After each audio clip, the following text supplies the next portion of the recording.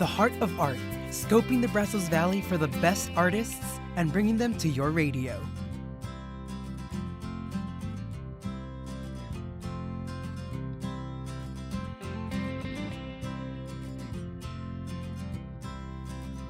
Hello, good evening everyone. Welcome back to the KMU Studios. My name is Hector Nino and you're listening to The Heart of Art.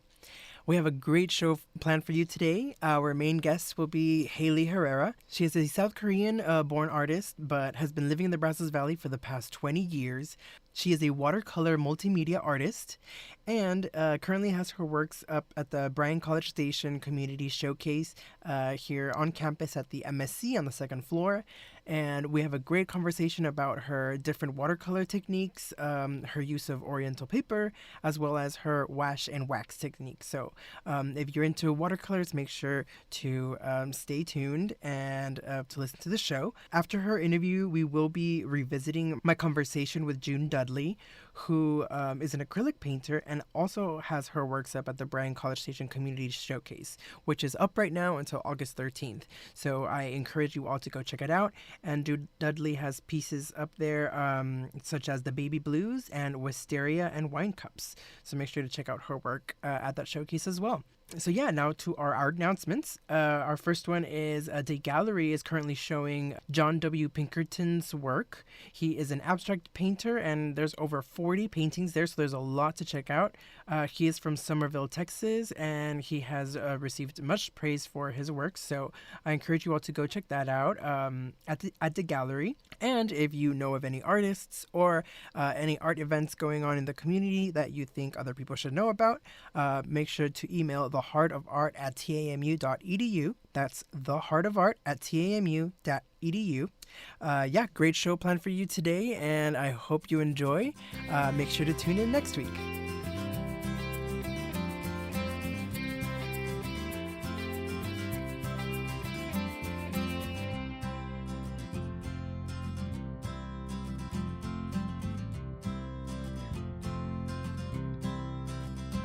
Today in the studio, we have a very special guest. Her name is Hailey Herrera. She is a water media artist, and she focuses on Asian papers such as the Korean hanji, the Japanese wash, and the Thai unryu. She currently has her work up on display at the MSC on the second floor in the Bryan College Station Community Showcase. And she is also one of 30 artists selected for the Art of Texas Park project, and it was also selected as a Centennial Painter for the Texas Parks and Wildlife Department. So, hi, Hailey. How are you today? Hi, Hector. How are you? I'm fine. Awesome.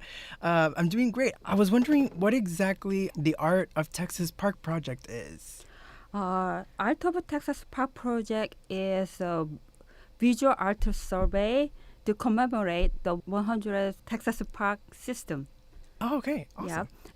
Which is 2023, and to celebrate the park system, they chose 30 artists, Texas artists, and then they assigned 2 paintings for each park.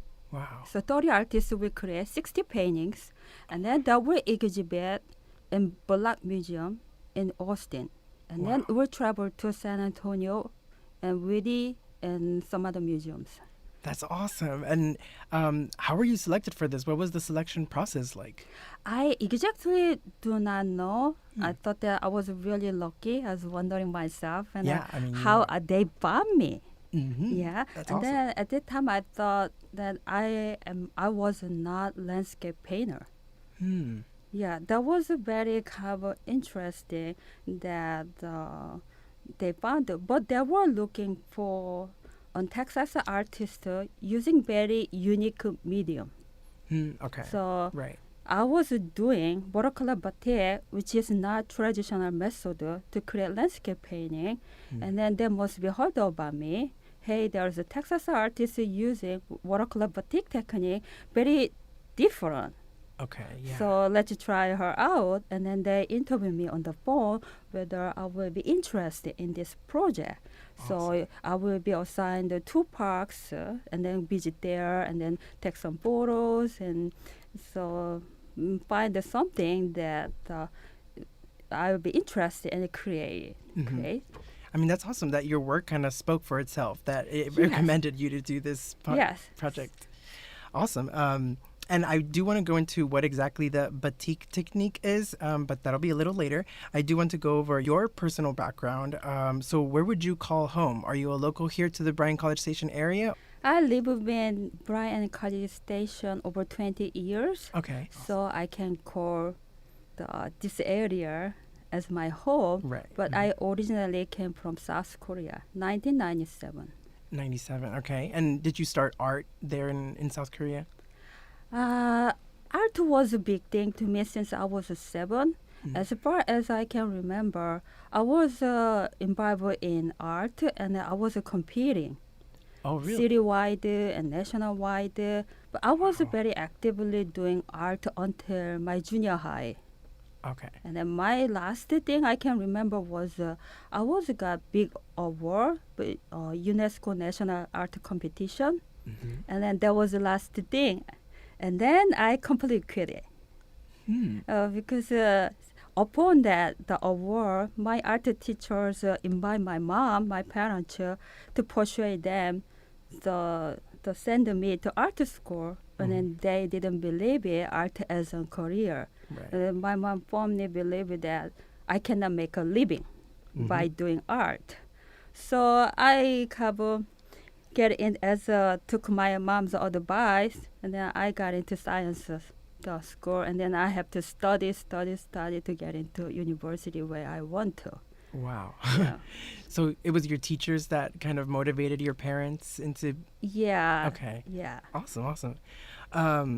I mean, I was wondering that question about where do you call home because of your piece, Population 2184. And I was wondering who is in that image? Oh, the first one, I submitted 3 artwork. First one was 310, the people was doing archery. One of the center person is my son. Oh, really? Yeah. Okay. So that one is 4-H archery club. Wow. And then they were doing summer camp for Central Baptist Church. And then at the time, 4-H archery club didn't have their own facility to practice outdoor. So Central Baptist Church let them use their the empty parking lot. Nice. In exchange, they can help them out, Central Baptist Church Children's summer camp. Oh, okay. So they were wearing blue shirts, and then they are coaching the Central Baptist Church the summer camp. Oh, wow. So I cut that image and then I painted it. Yeah, I mean, it's amazing. The use of color is awesome in that one, and the circular shapes as well. And the next one, Homes from Fun, is Brazos Spinners and Weavers Guild. Yeah. 3 ladies, they were regulars at the time. 2013, I painted that painting. And then every first Friday, I went to the downtown Bryan and they look around. And then the first Friday, they come and they set up their spinning wheels and then doing demos. Whoa. So I thought they were interesting. Yeah, that's And then awesome. at the time, I was interested in techniques, the high detailed the view or in my painting. So I painted every detail I can capture. Yes. The ladies spinning wheels and thread, window background. It took a while to finish that painting. I can imagine because, I mean, every single little square centimeter is just so detailed. Yes. It's one of the things that attracted me to your paintings. I do think that your pieces kind of have like a community background, like a community base. Is that something important for you to kind of like bring the community together through your paintings? Around 2013 and 14, I was into art competition because that's what I know. Since I was young, I was a competitor. So I was wanted to compete in the nationwide Watercolor Society. Then I don't travel that much at the time. My husband's busy. We didn't get out much. And then I had to create original, something that I am interested in. So I'm going downtown Bryan first Friday. So there was things that I was interested in. I was represented by, at the time, the Frame Gallery. Oh, okay. Yeah. And then my art world was evolved around the downtown Bryan. So it's naturally I was captured that scene. Right. Some musicians playing in frame gallery or street view, something singer that performing. Those kind of scenes that I wanted to capture, and also the downtown art fair, something like that. Awesome, awesome. I wanted to ask about what your earliest memories of you and art were. Like, what got you interested in art? I think naturally I was into art because it was so early, and then I cannot remember. But it was really strange that none of my family member, mom's side, father's side, not doing art. No I was the one. only one entire family member. Oh, wow. So it was kind of strange that I was that young. I was into art. Yeah, it must have been tough. Yes. Yeah. And who were like certain people that helped you learn these techniques that you know now? Well, since I came back from my doctoral study. I was thinking at home, and then I was actually looking around my son's guitar lesson, and then I found out the pamphlet, this extra education, City of College Station extra education provided watercolor class. At the time, there was only $45. I think it's not gonna hurt. So cheap. I'm gonna just attend it because I used to do watercolor, and then. And then I always get bored and staying at home mom. And then I wanted to do something. So I start learning from there. But the teacher at the time didn't teach a whole lot. That kind of things motivate me. He is kind of introducing new techniques. In watercolor there's some techniques there, but not exactly teaching it. He just introduced it to us. So as a researcher, my background is researching it. I wanted to research it. I wanted to find out what is all these techniques about. So I went to the library, City of Library, and then stopped picking all the books and studying it. So more like a self-taught artist. Studying, and then I start watching YouTube clips, and then I learn through the books and YouTube clips most of the time.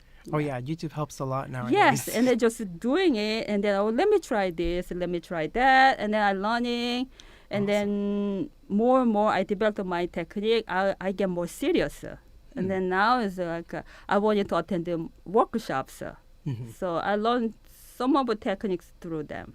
All right, and I was curious as to what your PhD was in, and if you think that affects your art at all.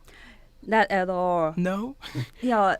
I mean, the research-wise, my major is computer science. So it didn't affect me, but the 7 years of research helped me to approach watercolor as researching it. Right. So I wanted to learn this pigment, what is this about, light fastness, if two color mixing it, what's going to happen. I'm more like approaching scientifically. Right, yeah. In the beginning. I mean, that's interesting because I think that... And the color study. Yes, I'm more like researching color studies. And then if I 2x2 laying down, what would happen? Those kind of things. I'm making a memo, all kinds of memos and researching it. Yes. Awesome. Yeah, I mean... Because, I mean, you would say that it didn't affect your art, but, I mean, it really did. My attitude towards anything. Right, okay. Right, awesome. I had a question about, specifically, you mentioned your layers of watercolor, wash and wax. What is this wash and wax that you speak of? The traditional watercolor is just layering watercolors from light to dark. The color keep layering until you achieve the intensity you want it. Right. But what I'm doing is in between those layers, I apply wax. So wax helps me block certain area that the color is preserved. So X is more like a sealed that portion. And then by layering it, and then that part is layer by layer sealed it, so it looks like once the wax off, initial the paint looks like a paint by numbers. It's like a block there. Right. Yeah. And then later I touch ups and then cover that. But that's the I use wax as a block certain areas I want to preserve the part I want. Right. Okay, that makes sense. And what is your artistic process like? Where does an idea begin, and how do you develop it into a piece? Well, I normally very spontaneous person, and then I just look around or went to park or some certain scenes and I look it, and then kind of something like an instant kind of attraction. Oh, I like the color layering or this kind of combination of the flower and the background. I might capture that. It's just like intuitively, I capture really fast certain things of what I want to create, and then if I take it by hundreds of photos, I look through really like a few seconds. It's almost like a sweeping through, and then certain photos just pop up in my brain, and then I go for it. Awesome. Yeah, I mean, I think you mentioned, I think it was in your website where I looked it up, that you kind of go and you can see like the certain combinations of colors, and then you use your own intuition to kind of like lead you to where it's going to end, right? Yes. What kind of themes would you say that you enjoy tackling through, apart from the people that you highlight? Would you say there's like a main message throughout all of your paintings? I don't think I have a message through the whole painting, but I do want to capture some beauty of everything I create. I like beautiful things. So even though it's an ugly subject matter, then I turn it into a beautiful way, in a colorful and a cheerful way. Right, yeah. Capture, yeah. Awesome. And it was in your website that I got this quote, I am not content with one style, but want to evolve continually. I love this, and I wanted to ask, where do you see your art going in the future, or do you have any upcoming techniques that you're curious about? I think I had thought, as we discussed, that my background was a researcher, and then I approached my art as researching it. So I kind of wondering, and I always wanted to experiment there. I learned something, I want to apply new painting, and then continuously wanted to learn. Then that could have maybe pro and cons. I could not stick to one thing. Yeah, I could not stick to one thing. Like a traditional artist, they created the big body of a work. You can see what is this artist was doing about. But I continuously changing things. So gallery, the owners sometimes tease me, Hailey is going everywhere. Sometimes she paints blue bonnet, one day she paints animal, something else, and then all of a sudden techniques change. Yeah. I was everywhere jumping around. So I might be like that in the future, but as a professional artist, I think I found certain things like watercolor batik technique wise, and I'm continuously narrowing down. But still, I would like to experiment to things though, but more and more narrow down as a professional artist. What I want to do or technique wise, I think I'm getting there to narrow down. My exciting experimenting phase is gone little by little. Yeah. I learn enough, I would say. Right. But I still love to learn. Yeah, I mean, I think a lot of artists have that issue that they're kind of like, okay, where do I go now? Yes, if there's so many options available. Yes, I was doing that. Yeah. And this is kind of like a simple question, and I think you might have answered it, but maybe you could give another answer to it. Why do you paint or create art? Is it for others or is it for yourself? After I PhD study was over, I stayed at home a few years to figure out what I'm gonna do, and then stay home by yourself.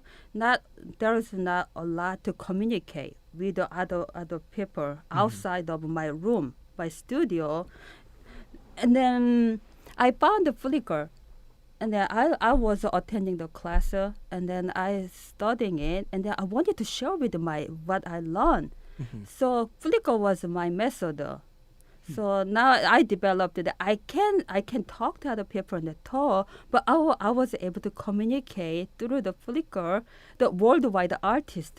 Hey, I learned this thing, what do you think? And then they respond to me, and then I developed this visual communication. Okay. It was exciting. Awesome. And it made me keep going. And that's Flickr, right? Yes, how do you it was spell that? yeah, that's where I started my art career, honestly, Flickr. Flickr. Yes. Awesome. I think I've seen it, but I'm not too familiar Yeah, with it. it was early on, more like 10 years ago. It was very popular among artists. Okay. And then they create something, they uploading it, and then we make a comment and then leave some comments and we discussing it and then share artist group. There's a lot of artist group in Flickr. So that was like make me keep going. I want to finish this painting and then I'm going to uploading soon. So make them see. This kind of communication makes me keep going. Yeah, that's a great resources. Yes. I mean, yes. I feel like even the scientific community kind of has something Yes. similar, and now that the art community does too. Do you have any upcoming dates or exhibitions that you're going to show that you want our audience to know about? Currently, there's a show in Temple Cultural Activity Center. Okay. And then what's upcoming is Evelyn, the art of contemporary art. Okay. Now we will exhibit. I'm gonna exhibit along with the professional artists of Central Texas. Okay. So it's coming next month, August. And then there are more shows is coming. And then September, I will have a show with the 2 other artists at Art Council. Okay. The 3 Women's show is coming. Great. So I have a lot of shows that keep coming up Yeah, until you're next busy. year. Awesome. And do you have like a website that people can visit? Yes, if you go to HaileyHerrera.com, there's an event menu. So if you scroll down, there's a lot of events that I keep posting it whenever the new shows pop up. So go and check it out. Awesome. Yeah, I encourage everyone. That's HaileyHerrera.com, right? Yes. Okay, awesome. Is there anything that you'd like to mention to our audience that you think we might not have covered in the interview? Anything that's important to you that you think, I want them to know about my art? I'm not the artist who graduated 4 years of college. They sometimes, time to time, like me, self-taught artists come to me and they ask an advice. And I do this, where from here, where I need to go to become a professional artist. I just give them advice, follow your heart. And don't worry about style or anything else. Just painting what you love and then keep painting it, and then you will find it, and then someday you will find yourself that you are in the center of your world. Wow. that was beautiful. That's what happened to me. Yeah.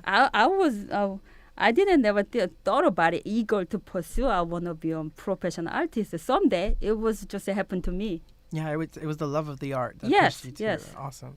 I mean, yeah, that's what this show is about. The heart of art, the love Yes, for art. yes. So, Just keep doing it what you love, and then one Yeah. day you will be an artist. you heard it here. Well, thank you so much, Hailey. Thank you for stopping by. I learned so much, and I mean, thank you for your expertise. Thank you. Thank you for having me. Of course, anytime.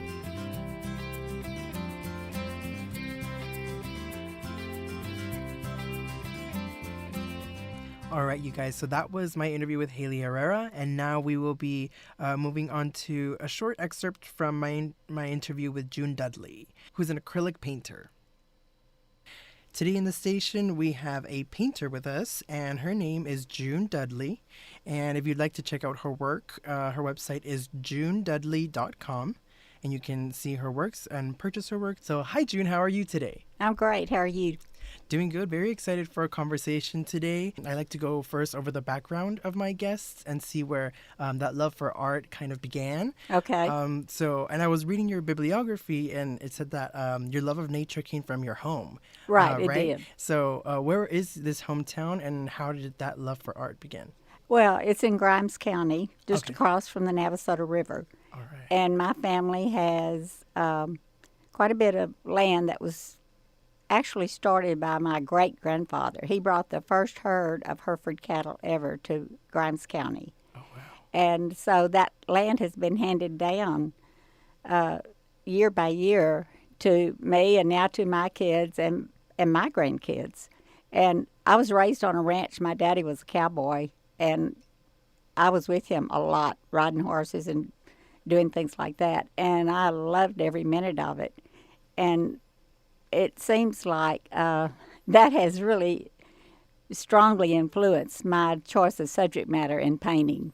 Yeah, most definitely. I mean, all of your paintings are just beautiful landscapes of the country, and it just, I was wondering, if you were a country girl, where did that, your very detailed hand come from? Where did you learn to paint like that? I have studied with some major artists. I think I have a God-given talent, which I thank God for every day because they say if you love what you do, you never have to go to work. Right. And I love what I do. It's my passion. My daddy's sister was an artist, and nothing thrilled me more than to go to her home and see her brushes and her paints and look at what she had painted. When I was a little girl, she showed me some things about shading with Crayolas, and I'll never forget it. I mean, I still remember her sitting there showing me those things. It was like a light came on. And so she was really my first introduction to art. I think I've been very fortunate to have studied with some great artists like Bob Wygant, Howard Turpning, James Robinson, and I'm thankful for that. And I think just the more paintings I've done, hopefully the better I've gotten. I've painted about 850 paintings. I've kept a record of them. Oh, wow. That's a Yeah. lot. So Yes. the way I grew up has strongly influenced my choice of subject matter when it comes to painting. Mm-hmm. Why did you decide to paint those nature landscapes? Or, like, why immobilize those moments? Oh, because, I think being an artist, you see more than the average person sees because you really focus in, we'll say clouds, for example. When I'm driving, I look at the landscape, I look at clouds, and I see something that just really turns me on, and I want to capture it on canvas. There's so many beautiful landscapes out there, skyscapes, just figures. I hope I can live long enough to paint all the things that I want to paint, but I doubt that will happen. But There's too much out there. but I'm doing my best to do that. And one thing about our land, I want to tell you is that our family has been recognized by the Texas Land Heritage program in Austin. If you can document the ownership and the use of your land for 100 years and prove that it's been used all that time for agriculture, then they recognize you as a Texas Land Heritage Ranch. Wow. And so we did that. I did it before my parents died, so they got to go to Austin with us and accept. You got signs that you could put up on your land and papers stating that you were a Texas Land Heritage Ranch. It's actually now been about 135 years in my family. Wow. And so my daddy always told me, don't sell any land. So my parents helped. I think they developed that in me, a real sense of land and nature and all the beautiful things that God has given us. And I just want to capture it. And when I'm painting, I'm in another world. I just escape. All right, you guys, that is the end of our show. Thank you so much. Make sure to tune in next week when we will be talking about yarn. So I'll keep you on your toes with that one. Have a good week. I'm Hector Nino, and you've been listening to The Heart of Art, a production of 90.9 KAMU FM. You can find all of our shows anytime at kamu.tamu.edu.